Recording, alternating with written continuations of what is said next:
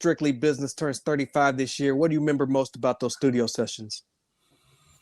I remember most the thing that I thought we created. I thought we were the first to do, and again, I love knowledge because I recently found out that we were not the first to do this. And the funny thing is, like a funky ass band was the first to do what I'm about to explain to you. Making It's My Thing. The beat, 7 minutes of funk. You know what I'm saying? Like, I DJ'd that record live. I literally, there was 2 turntables in the mixer in the studio, and I was just going back and forth with the record probably for like 2 minutes, 3 minutes, or whatever it was. And Charlie Murata, the engineer, then he told me to stop. That's why if you're a DJ and you do a long mix with that record, you got to learn how to ride the fader, because I'm mixing that record live, and I'm a human being. I'm not perfect. It may sound perfect to the untrained ear, but you know, we're humans. It's never going to be synchronized like a metronome or whatever. You know, you get as close as you can get, but you got to know how to ride that pitch. You know what I'm saying? In order to make the mix work. So I DJ'd the record live from maybe it was a minute and a half that he stopped me. So he stopped me, and I said, well, you know, I think they went a rhyme longer than this. He was like, nah, don't worry about it. I got an idea. So what Charlie did was he taped me on the small tape. I think it was like a 1/2-inch tape, like a mastering tape or something like that. He recorded me DJing the record back and forth.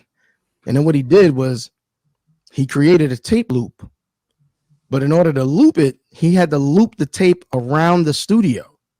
So literally the tape left the machine, and it would go around the back of chairs. It would go around mic stands, positioned, you know, boom, boom, boom. It would go around the corner post. There was a pole. It went around the pole, and it went right back into the machine. So he created a 6-minute rendition of what I did off of that tape loop, just going around the room. I thought that was the most ingenious thing ever. It still is the most ingenious thing ever. Yeah, that sounds wild.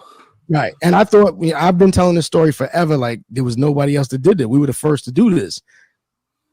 Again, I love information. I recently just got some information that this was done already, and it wasn't done in hip hop. It was done, and it makes sense now that I listen to their music, and I'm like, why is their music so funky, and why is it always so in the pocket? This was done by KC and the Sunshine Band. They would take, and if you listen to them, they funky. They music is a different type of funk. You know what I'm saying? It's just different. You know what I'm saying? Like, I know, you know, I work with all types of musicians, and musicians is like, yeah, KC different, man. They have a whole nother type of pocket. I get it. They would find that they you know what? I'll say this. They were original hip hop, because what they would do was they would jam out, and they would find that one section that, oh man, that's crazy. Why don't we make the whole record sound like this? And they did it. They created tape loops. They would loop themselves. They would loop one section of the drum that just hit the hardest, and the pocket was just right there. And they would then they would jam again around that and build around that. They sampled themselves, yo. Nice. Genius. Right. Now, you'll never listen to KC and the Sunshine Band again the same. I guarantee. I'm gonna go listen to it after this just to check it out. Think about the that's the way.